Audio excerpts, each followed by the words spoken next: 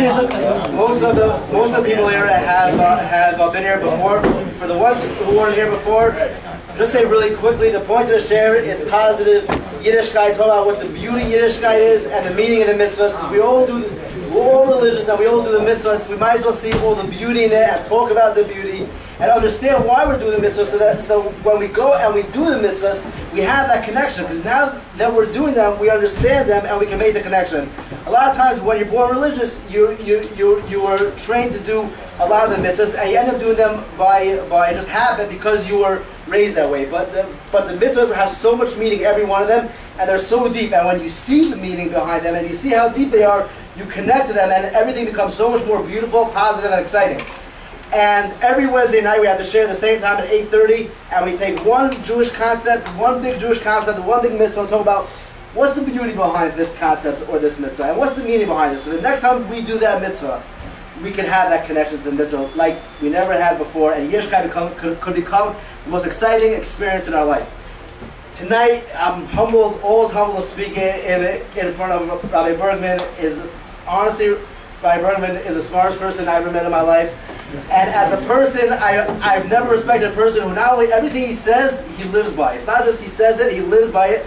And he's my role model, and he's a tremendous Talmid Chacham, and it's my pleasure tonight to have Rabbi Bergman speak. Thank you very much. Avram is my role model. We got so many people. This is really special. He's a very special guy, and we should give him a lot of applause. It's not easy to work with. So the topic of the first, it's great to see everybody here. The topic of tonight, we'll make it interactive. If anybody has any questions, objections, is I thought about talking about Tefilah. Now, why Tefilah? So I thought because this has a lot to do with the Parsha. We see the Parsha, Eliezer, he gets stuck. He's looking for a wife for Yitzchak. So he goes ahead and he davens to Hashem. This is a real case that he says, Hakrena lefanai hayoim aseh chesed im Adoni naro. He says, he goes and he davens to Hashem, please help me and do a chesed to my master. And he says, let it that the first girl that shows out the door, she should be the one who is made. First girl that comes out, when they tell her, please give me to drink, and she says, fine, I'll give you to drink and to your animals, she should be the one. And the Pasuk says, Vayahu terem kila ledaber, before he finished davening, Hashem answered him. So we always think to ourselves, oh, this is great. Imagine if I could daven, and Hashem would answer to me before I even finish. Okay? This is Abraham, he asks for a wife, for Yitzchak, right before he finishes davening, Hashem answers. But I always had a problem. Somebody asked me a great question, because this is something that you can never hope for. The Maharal says the following idea, and I think gives a great perspective for davening. When the Jews came to Yam Suf, and the Jews davened to Hashem, and the Jews were davening to Hashem, Hashem told Moshe, Ma titzak elai, what are you davening? Daber b'nei Yisrael, tell the Jews to go into the water. What are you davening? So the Maharal asks, what does that mean? Hashem is complaining that they are davening, what else should be doing? This is the right thing, is to be davening. So why is Hashem telling Moshe, why are you davening? So says the Maharal something which is a great concept. He says the following. If you look at Rashi, Rashi says this is not the time to have a long davening. You're to daven short. Okay? You go to a fast minyan. Why are you guys taking so long to daven? Says the Maharal, what's the problem to daven a long davening before Kriyas Yam Suf? Says the Maharal, you know why? Because Hashem never will interrupt somebody's davening to answer him. Hashem can only answer prayer after the prayer is finished. So Hashem told the Jews, you guys are davening so long, I can't answer you. So I've got to help you only when you finish davening. So try to hurry up, because otherwise the Mitzrim are going to catch you on, and you didn't finish davening. This is not the time to go to a long minyan, go to so many. So says the Maharal, why? Because Hashem never answers somebody during davening. Yes? Does Rashi say that God was angry at Moshe? The what? That God was angry at Moshe? God was not angry. No? No. Mati tzakelai, that's a good point. But Rashi doesn't say. Rashi says, this is not the time to daven, in the long davening. Hurry up. So says the Maharal, why hurry up? Because I can't answer you any davening. By the way, my brother-in-law is the one who put out the Maharal. So he says, it's very interesting that there's a passage that alludes this idea of the Maharal. Hashem says, I will answer people for their needs before they daven. Od hem medavri, but while they're talking, ani yeshma, I will listen. I will not answer, but I will listen. So the question is, our parsha of Eliezer was davening, and I just told you, in the middle of his davening, before he finished, Hashem answered him. 1 second. First of all, Maharal just told you a very important foundational idea that Hashem never answers a prayer during the person's while he's praying. So why did Hashem answer Eliezer in our parsha before he finished? Question number 2: why? Why doesn't Hashem answer a person while he's davening? I mean, that should be the best thing in the world. Like you're davening and Hashem answers you. Like immediate gratification. Imagine that you just answer and it comes. I think that people will be a lot more incentivized to daven if that happens. And says about this will never happen. So question number 1, it happened in our parsha. Number 2, why not? What's wrong? Why doesn't Hashem do it? I'll tell you something else. Because this, I think, is the foundation of that. If you want to know what prayer is all about, I think that this answers and explains. But before I do that, let me give you another Gemara. The Gemara says like this, that a person who goes to a faraway minyan, if you go to a minyan that's far away from your house, it takes you longer to walk, you get something called schar psilis. You get a reward for every step. Right? If a person davens, instead of going to the next door minyan, he decides to go to a minyan further away, he gets a special reward for every step he does. Asks the same Maharal, not in the same place but somewhere else, he says, very funny. There's no other mitzvah anywhere that you get a reward for walking. Let's say somebody has a sukkah in his house. And he says something, instead of going to my own sukkah, I'll go to a sukkah a mile away because I want to get a reward for every step that I give towards the sukkah. You think you get any extra reward? You get nothing. You might lose some calories. It might be a great idea because you eat the sukkahs. You might gain less weight, but you don't get any mitzvah. So why specifically by davening you have such a thing called schar psilas? Says the Maharal. You know what davening is all about? The word, he doesn't explain the word davening, the word tefilah. What does the word tefilah come from? The word tefilah comes from the tapel kli cheres. When you take clay and you make clay glue together, stick together, that's lashon tefilah. Tefilah is attachment. It's our way to attach. It's our way to attach to Him, to create connection, to create a relationship. That is davening all about. Davening is getting us closer to Hashem. So says the Maharal, therefore, every step that you give, you're getting closer. So that's part of the mitzvah. The mitzvah of davening is the only one that every step that you get closer is a part of the mitzvah, because the mitzvah is achieving closeness. So walking towards the shul and davening is the same thing. One is a physical connection, a physical proximity. The other one is a spiritual proximity. But they're the same thing. Sukkah has nothing to do with that. So walking to the sukkah is only hechsher mitzvah, is only preparation to a mitzvah. But it has nothing to do with the mitzvah itself. But you see something. What is davening all about? Davening is connection. You see, the only tefillah, you know that when you daven, you have to have one intention only. And that intention is a must. You know what the intention is? That you are talking to God. That you are in front of the King. That you are connecting. That the channel is on. You don't even have to know in most of the davening what the davening means. As long as you realize that you are attached, you are connected. Tefilah is attachment, is connection. It's the only time that we talk to Hashem, to God, in the second person, in the direct speech. Blessed is you. You are blessed. You direct to Hashem is you. You connect to Him. But Luther says, you know something, we always think that tefillah, you daven in order to obtain our needs.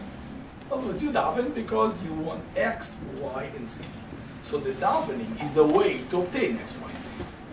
So that's the opposite. The reason why we need X, Y, and Z is to give a chance to daven.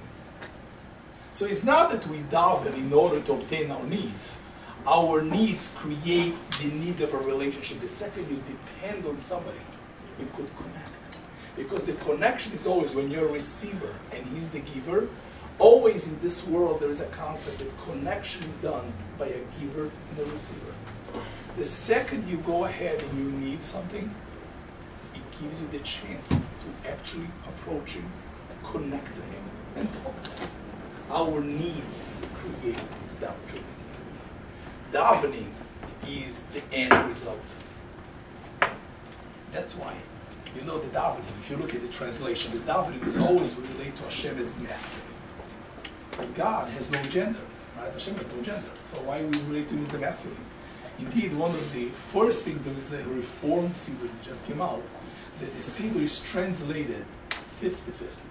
50% of it is translated as masculine, 50% is feminine. God has no gender, so equal rights. So they give feminine and masculine the same thing. We don't do that. Why not? God has no gender. But the idea is the masculine, the male is the giver, and the female is the taker. We relationship, in our relationship to Hashem, we are the female and he is the male. Because he's the giver and we need him and gives us a chance to connect. Yes? Where does that concept come from, that the male is the giver? The male is the giver, biologically speaking.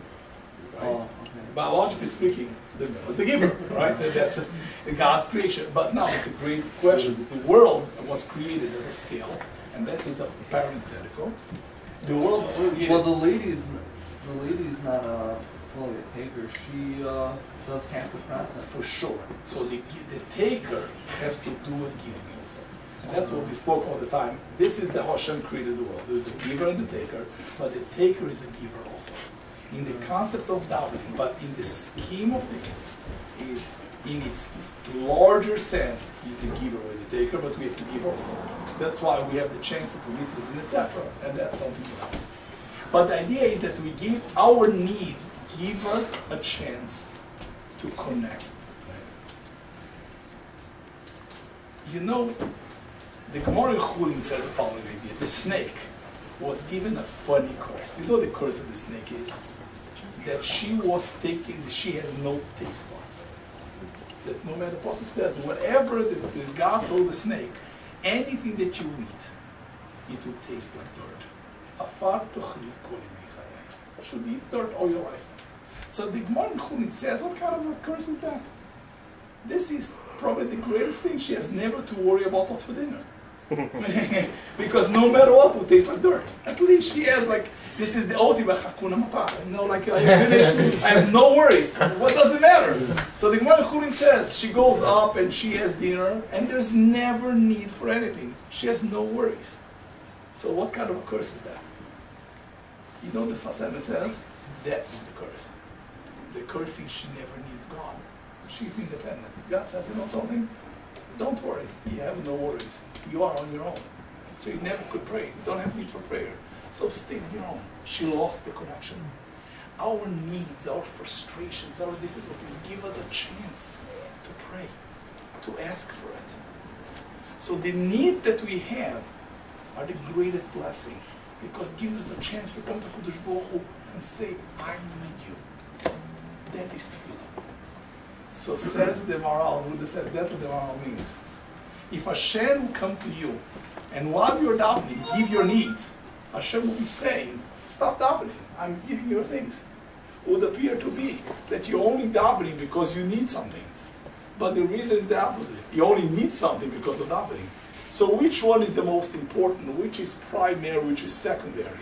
The primary is the Tefilah, the secondary is the needs. So says the Baruch Hashem will never interrupt davening by giving your needs. Because if he does that, he's making the needs primary, the Tefilah secondary. So therefore we'll never have that. Hashem says the Tefilah is what drives. Everything else is just second. You know why Eliezer was davened? So there's no bigger curse. and to go ahead and to be answered while you're davening. If you get interrupted in your davening because you got answered, it means that you're losing the purpose. The purpose is to connect, is to feel attachment. That's what the purpose is. You know why Eliezer, I think, that's my own answer, why Eliezer is answered here in such a way? Because the Gemara in Tiny says Eliezer was doing a tefillah that made no sense. He's asking God, please give me a wife to Yitzchak. And the wife should be the first girl that I ask her, please give the water to my husband, to my master. And she says, okay, drink water, that's it. That's a requirement for a wife. The Gemara says that the wife could have been blind, she could have been she could have no legs, I mean, she could have been, one second, this is it. If you ask Hashem, give me the wife that you choose, fine. But if you give a criteria, and you give this criteria, the criteria was wrong. So this was an improper davening. The Gemara says, Eliezer bikeshelok. His requiring davening was wrong. So Hashem interrupted him in his davening because his davening was not proper. You realize that davening is the experience of our lifetime. If we want to experience Yiddishkeit, the greatest form of experiencing this is davening. Rabbi Eric Kaplan asks, why is the davening, he mentioned to you once, why is the davening repeated? Meaning we would have thought, something, davening should be spontaneous. It should be a new davening every day. Every day you should ask for something else. One day you ask for a car, the next day you ask for a house. Meaning you go ahead and you have a menu of things. Here we repeat the davening, every day is the same davening again and again and again, almost like by rote. You know why is that so? So the Rabbi Kaplan says because Tefilah is a kind of a mantra. You go ahead and you memorize it, it becomes almost natural. But then every day you could experience davening in a way that you get deeper meaning into the words and you don't have to focus in what you're saying. So the words come almost automatically and you invest meaning into the words. Which means it's on a practical term, and that we spoke with I spoke, how I do to myself, how I do myself. Davening, all of us, more or less, have it memorized, one way or the other. So the mechanical saying of davening is very easy. But what we have to achieve with davening is connection, to feel connected to God, to feel that closeness, to realize how close and how connected we are. Our needs, our vulnerability, allows us to really need Him. To come to Hashem, really, I need you. And then you have to experience that. How do you experience through davening? How do you do davening? I think the best way is, one of the biggest mistakes of davening is to translate phrase by phrase. Because if you translate phrase by phrase, it's a very superficial idea.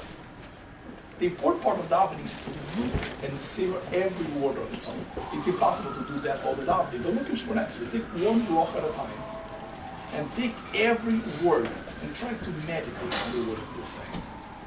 Ata choinen lo'adam das. When we say Hashem, Ata, you realize that you come to God as a you. There's no intermediaries. There is no need to formalities. The fact that we call HaKadosh Baruch Hu Ata. Remember the word choinen. So if you look at every word and try to think and meditate about every word on its own, you'll be able to experience the closeness. Choinen, God gives it for nothing. He gives it out of grace. You realize that choinen means you say Hashem, you give something without deserving it. If you ponder and think about every word on its own, you could experience davening and allow davening to function as closeness. Davening is an experience, and we have to experience it. And I think that if we take one bracha at a time and translate it every day another bracha, or every davening another bracha, and the bracha we translate word by word, and think about the word, think about what we're saying, we can experience closeness. But Tefilah is closeness, is attachment, is the way how we can be close to Baruch and have that attachment. Rav Hutner says there are two ways of attaching to Hashem. One way is Kibyochel elevating us to Hashem, which is the concept of Torah. But there is one way that Hashem comes to us. He comes to our rescue. When does Hashem come to our rescue? It's in Tefilah. Tefilah is Chai Yeshua. It's our needs. And the fact that we need something, Hashem comes and gives it to us.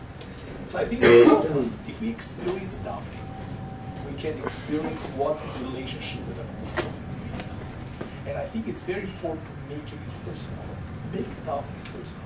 The Gross says in Shulchan Aruch, his spiritual Tefilah, when we say Moedim, we say to Hashem, we thank you, Amisecha Shebechol Yom Imanu, for your miracles that you've done every day to us.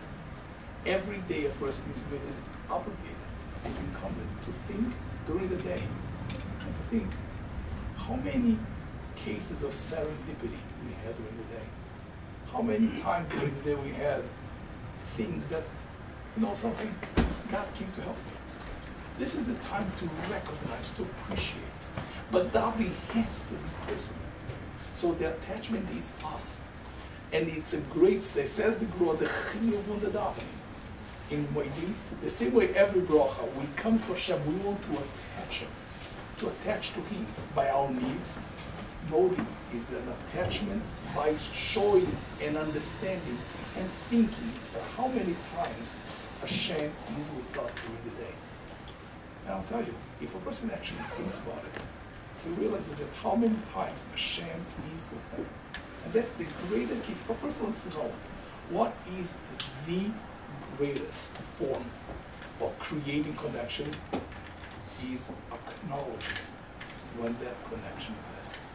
It's very easy to let it go. Well, there's a great philosopher, Chicago, his name is Martin Buber, I think we mentioned that one time. He said there is this fleeting moments. There is the moments of connection with God, but the problem is they're fleeting. You connect to Him, you see something happens, you say, wow, God's with me, and 2 seconds later it's forgotten. The davening is the opportunity to make it real, to really absorb, to really think about it, to really meditate on it. And I think that this is the experience of davening. Yes? Hey, how you doing? That was cool. I like that. Thank you. There's this question that I had for a long time now that I asked, rabbis, publicists, maybe whatever. So I'll ask you. It's relevant.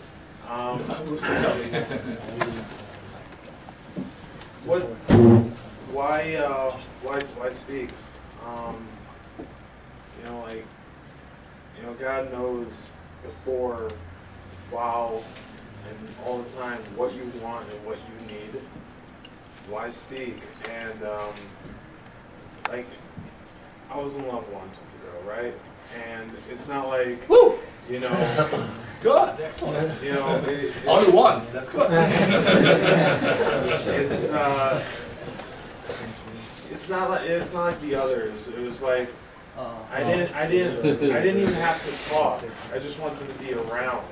I wanted to be in the presence of the other one, and I felt great. I didn't feel as if I constantly had to talk and she had to talk back. No, I just in the same area, the same room, the same house, wherever, and I just felt good, just knowing that she's around. And I have the same feeling when it comes to God. Why speak all the time if I could just feel it? Excellent question. And I feel Can I? I have something to say now. 1 second, hold up. Not about girls. So, what I was driving at is, they say like prayer is you talking to God and meditation is God talking to you. And you listening and prayer is you talking. And you're talking about moments of awareness. Davening is the moment of time to be aware that God's in front of you and the time to reflect and all these good things. So why can't you do this throughout the day without davening? Why do you have to daven? Very good. Excellent question. Let's go. I got the message. Question. Yes. First of all, first things first, what you're saying is a very good point about just being with someone and enjoying their company, because I think that there's a certain level of being comfortable with yourself or being comfortable with someone else that you don't have to talk in order to make things alright between you and the other person. But on the other hand, if you never talk, I don't think that would be so positive. Right. And I'll tell you, that's a good point. No, I let the action Why? stop. No, let me tell you, no. There is such a thing called verbalization, to verbalize something. You realize it in life. The problem is things are fleeting because you have a feeling that you can't verbalize. God, and even a feeling of love, if you don't verbalize, if you don't express, it's fleeting. It's not real. It's a good, there's a feel-good kind of thing. The one who says this, by the way, is a great non-religious philosopher. His name is Jacob Katz. He said, Jacob Katz says, he is coming to comment on William James. William James, who talks about experience, that everybody has an experience. It says, unless you verbalize the experience, verbalize meaning putting in form, concretize. It's really not. It's a feeling good, but you can't take it with yourself. You can't take it. It's not something that you can hold. We as humans need verbalization. If you verbalize to Hashem and you hear your own words, it becomes real. By the way, anything in halacha, the way we are speaking things, you know why we're speaking ruach mema'ala? Because we can take lofty ideas and translate them into reality. How you translate them into reality? You verbalize. The relationship to Hashem becomes real when you verbalize. You know Hashem is there, but what does He do for me? What does it mean for me? That's when you verbalize, you put words to make it real. And I think in davening it's great because every word has so much meaning. And it means a real connection. It's a real connection on a day-to-day. But guys, if we don't feel Hashem, if we don't feel God on a daily basis, we don't live a God, a life which is connected. There's nothing greater than realizing that everything we do, we are not alone. One thing, you remember after September 11th, President Bush gave a famous speech, and he translated a pasuk in Tehillim, which is Perach of Gimel.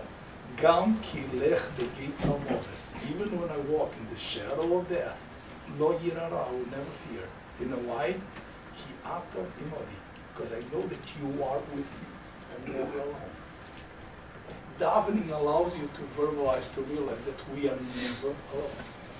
You know what a great feeling it is? When you verbalize and you hear this, you realize that the connection is not just a lofty connection, it's a connection on the day by day.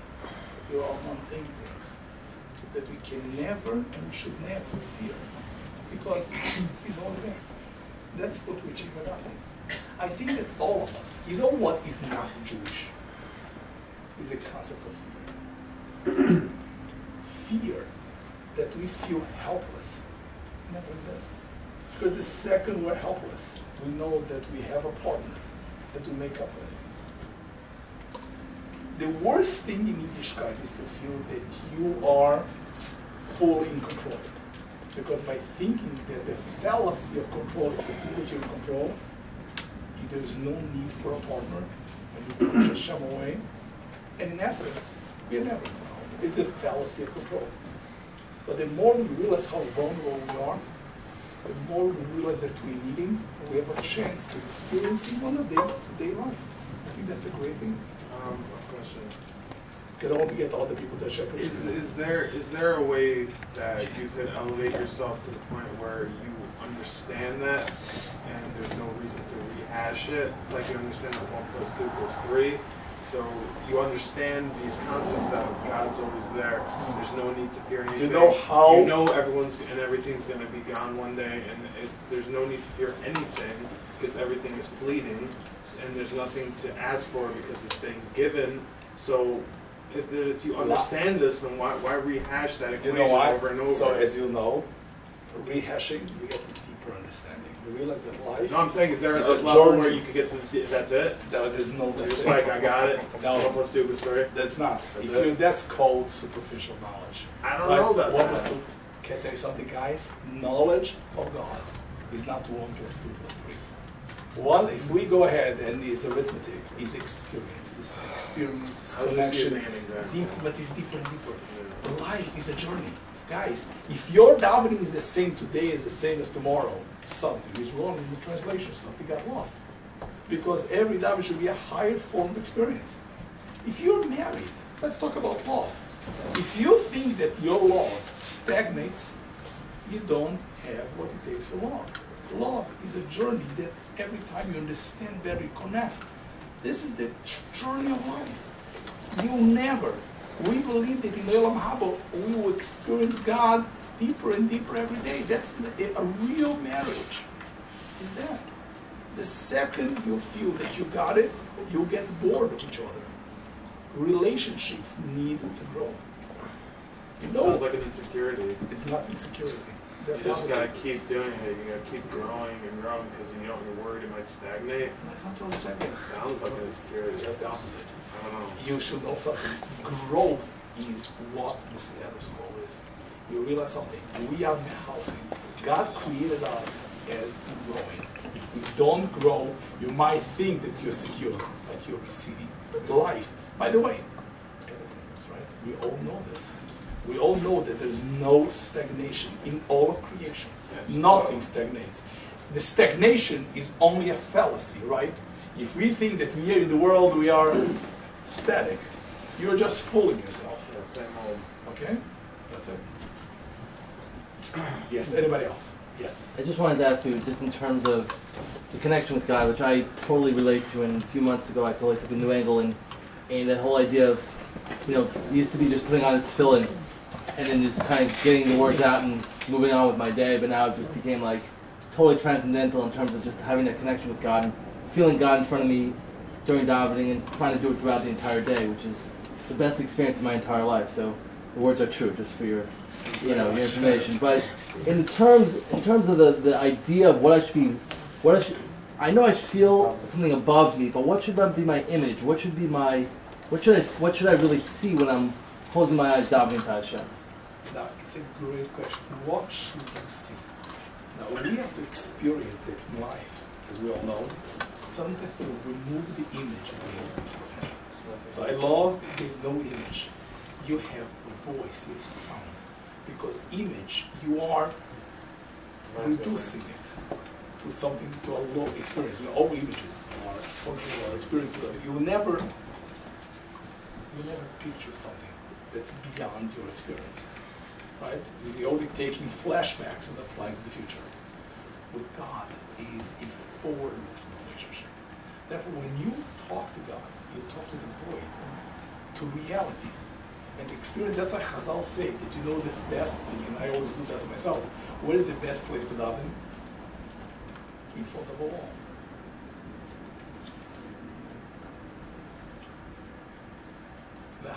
Even the Muslims, right? That's why they call it a veil. Because the most important thing is to remove the eyes, is to cover it. That's why we do the same thing as we spoke about before. We also cover. When you go to this great experience of love, you see nothing. Because it's beyond what the past experience is. You don't want to reduce something that was there. And that's very, very important. In davening, that's why Chazal say that you should close your eyes. On Shema, you close your eyes to remove any images. Images really can confuse you. Right, so I'm just thinking the idea of looking up to Hashem, looking up to the sky when you daven. Because I enjoy actually, if there's a window or something, sometimes it gives me the idea of the immense beauty of the world. Absolutely. Sorry? That's absolutely right. I mean, because if I'm in a confined room like in here, I don't have enough to push me to look at if I'm standing in the middle of a field with all the mountains in front of me, I feel the beauty of Hashem.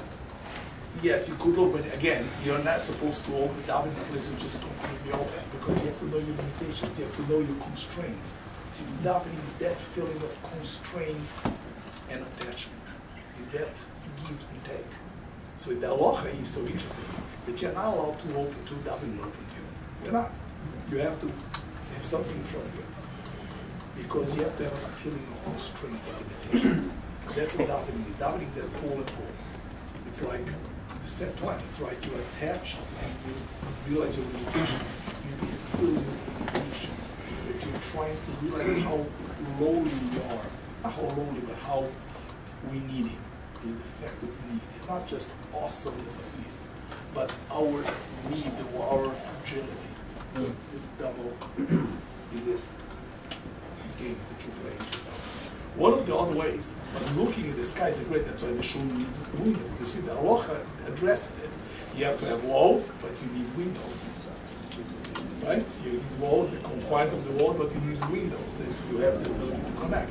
This juggle between the two ideas. In many ways, sometimes if you don't have an idea, just to focus on the letters of the symbol. It's not on the words? The words and the letters. Look at the letters. The letters are so inspiring. The Hebrew letters are very, very inspiring. Not the words themselves, but even the letters.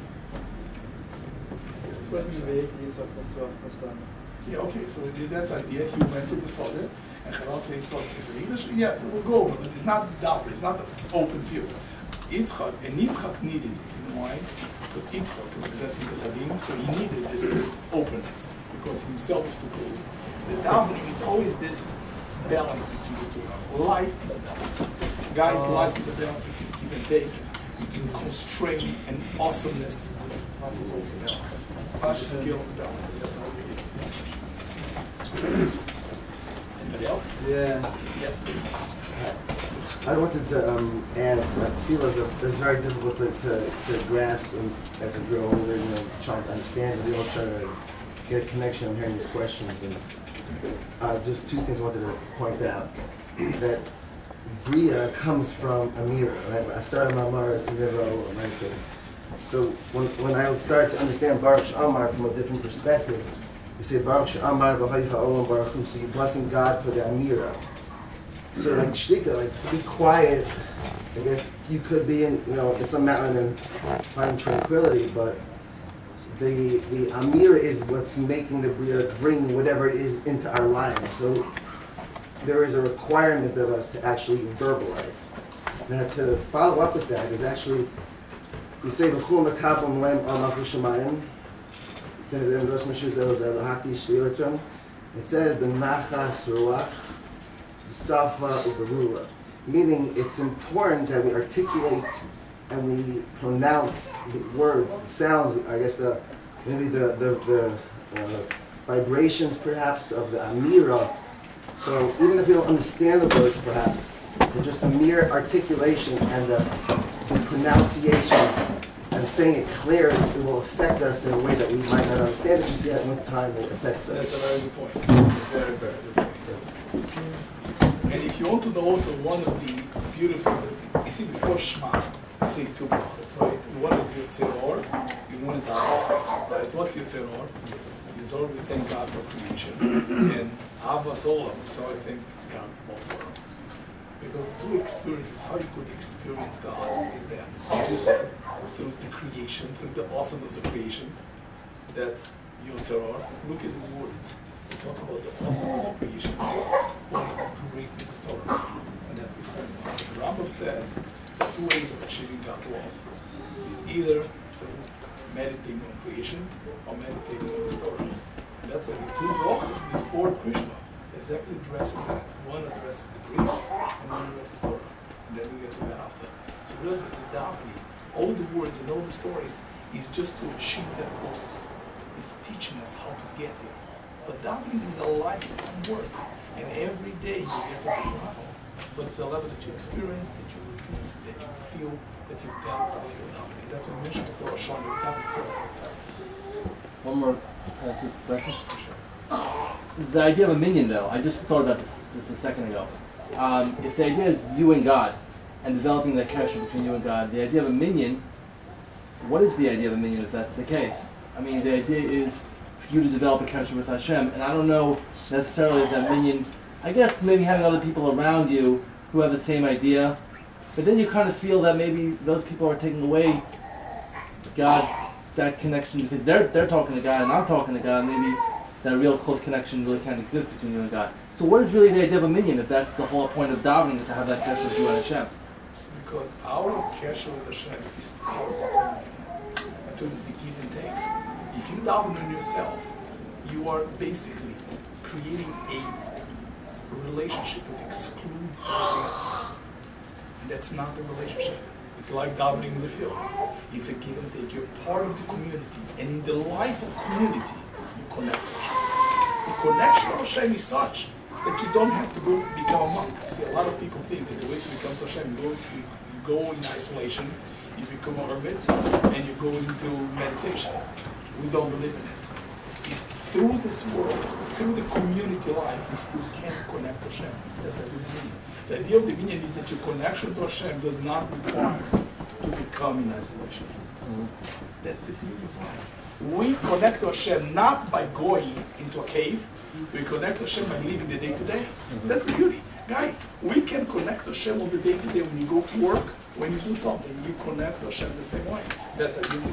The idea of the meaning, you connect not outside of the community, but inside the community, inside of the world, inside of life. And that's very important, and that's unique to Jewish, by the way. You see, all the religions, a lot of them have the hermits, and this idea they go to a monastery, they go and separate themselves, or they go into quietness. And we know the Buddhists have this idea, the Christians, they have these groups which they keep quiet and they connect to God through being quiet. Or they do all silence. Or by going into a cave, to separate itself. Being Jewish is just that, it's really to verbalize, it's really into reality. Because God is real. It's a real experience of the day-to-day life. And that's how you can live and be a normal human being. That's a great experience. You never have to give up. Yes. It's very, I understand the beauty of being able to concentrate on the Tefilah and the Milim and the Osio.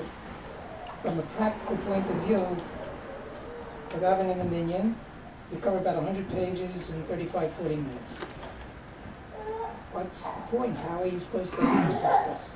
So my view is that I told you, the kavana should be on a small part. And the idea is, you daven, but the kavana, let's say Shmones is very long. Take every davening, one bracha, which is 3 lines. Spend 95% of the time in that one bracha, and 5% in the rest. And every day do a different bracha. Every day a different part of davening. That's how you make it real. So the davening is 100 pages. Every day you focus on 5 lines. Do that, but focus on every word of the 5 lines. And the rest of it you go fast like everybody else. You'll see how davening will change. And every day something else. You go to the bracha, Yichvoid Hashem lo'olam, Yismach Hashem b'ma'aseh. You pick one possible. And I always say it's the rule of 95-9. I don't say 95-5, I say 80-20. Spend 80% to 20 and 20 today. And that's how the davening goes. So also you do have to follow. So you keep the flow, and one part of that you really focus. And every day somewhere else. Yes. You said before that you don't necessarily have to read the words, you just focus on the letters. You read the words, but you focus. You could focus on the visual letters. Could you elaborate a little bit on that? Is it like by looking at the letters, is it the way it's like to form? Yes. You ever see the Aleph, guys? Do you ever see how you could meditate on the Aleph? Look at the Aleph, what it's all about. There's a yud standing, a yud backwards, and a vav that's inclined. Try to learn more what's the Aleph. We say to Ata. God is called Ata. Just think about the word Ata. Ata is, can you think something funny about the word Ata? Ata is you, when you tell God. Aleph is the first letter of the alphabet. Taf is the last letter of the alphabet. That's Ata. And the Hey is the letter the world was created with, which has an interesting aspect. The Hey is a composite letter, it's a Dalet and a Yud. Because the essence is God is the beginning. When you say Ata to Hashem, you say, you are the beginning and you are the end. And Nirishoin and the Hey is a Bibaladai in Elohim. And besides it, there's no reality. The Dalet, which is the reality, has a focal point outside of the Hashem. Without that focal point, nothing exists. So I always say the word Ata relates to the Pasuk. Ani Rishon v'Anyachrin mibaladai in Elohim. Hashem says, I am first, I am last, and besides me, there is no reality. How do you see that in the word Ata? The Aleph is the beginning, the Taf is the end, and what's the Hey? There's a Dalet, the focal point of view, saying the Dalet, which we lead. The Dalet is the perimeter. The reality has a focal point, which is the Yud. You say, Hashem, there's nothing besides being focalized in me. So the word ata represents relationship. So when you say you could look from the word itself and say, I tell you, I know who you are. The aleph, the taf, and the hey. Is there any sefer that like represents all the alphabet? I don't know a good sefer about it. I don't know a good sefer. I have to think about it. I'm sure my monk has, but I tell you, the words of davening are awesome. The word ata. The next time when you read the word ata, think about it. When you see you, the word ata tells you what the you is all about. The aleph, the tav, the hey, which means the hey is the reality of life. That's why the Olam Hazeh is created with a hey. We have a reality, but we have a focal point in Hashem. He is the focal point of everything, the direction of everything. He is the maestro of this whole harmony. Yes? Then why do we have 3 meals a day? That is great. So the Maral says, that's a great question. Why 3 tefillos a day? Because there's 3 phases in life. There is a phase, and those are the relationships are different. There is a relationship when everything is rising. When you come, you're the beginning. You are shining. There is a relationship when things are stable and you are at the utmost control. And there is a relationship when things are waning. Those are the 2 companies. That's all different experience. We don't experience today, but you should experience. When you wake up, you have fresh plans, fresh ideas, and that's the one relationship. Then you have another relationship, which is the afternoon, when you are involved, ingrained in the day-to-day things, and it's very easy to forget Hashem. And then the night, when you're tired, when everything is gone, and the dark parts of life. The 3 davenings are the 3 types of relationship that we have in our lives. Sometimes we have mornings, sometimes we have afternoons, and sometimes we have nights. And you should know something. There is so much stuff because I have to run in 2 minutes. But look at something. In the word mincha, why does the word mincha come from? Mincha, you know, korbanos. There are many korbanos. Mincha is a korban. Does anybody know where the word mincha comes from? Present light? Huh? Why is it present? Why is mincha more of a present? It's great, but why is mincha more of a present in the shachas and Ma'ariv? So you know why? There is a Tosis Yishon in Psochim. He says, because when Adam Arishon made this chet, it says, it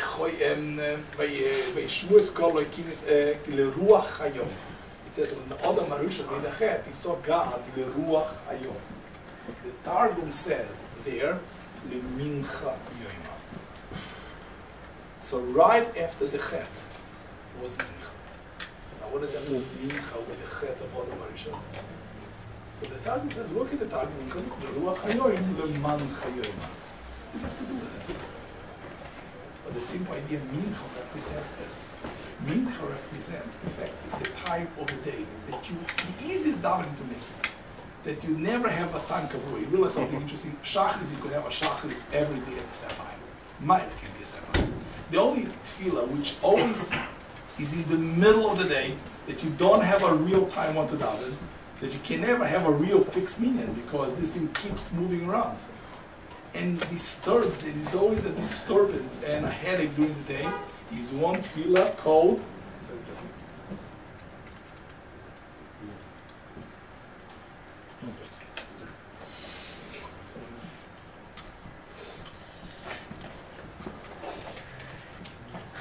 So the only tefillah that is constantly up is mincha.